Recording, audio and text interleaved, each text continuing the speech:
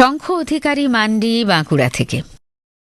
ঠিকই ধরেছ, সবাই যেন এক এক রকমের চোর। ভাবের ঘরে চুরি করছে অনেকেই।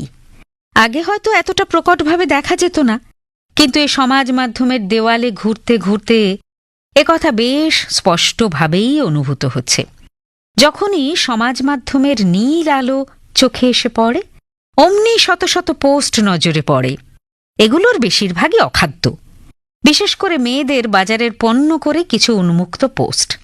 আবার এ ধরনের পোস্টের বিরোধিতা করেও অনেক মানুষ লেখেন।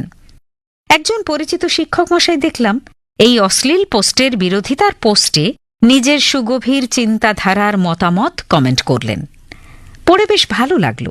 তার দুদিন পরেই দেখি রগরগে একটি পোস্টের নিচে সেই মানুষটি একটি আরও রগরগে কমেন্ট করে এক চোখ বোঝা একটি ইমোজি দিয়ে চলে গেছে।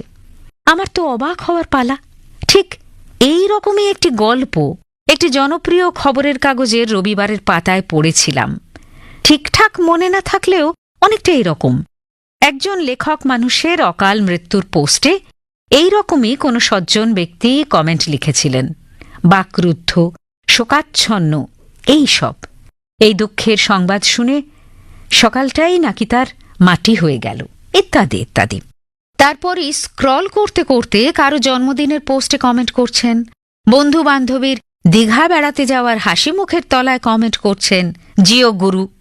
মাটন কষার রেসিপির পোস্টার তলায় লোভাতুর দৃষ্টির ইমোজি সহযোগে মজাদার কমেন্ট করেছেন। তাহলে সকালেই লেখক বন্ধুর অকাল প্রয়াণের সংবাদে যার দিনটি মাটি হয়ে যাওয়ার কথা নিজেই ঘোষণা করেছিলেন, তিনি কি সত্যিই দুঃখ পেয়েছিলেন?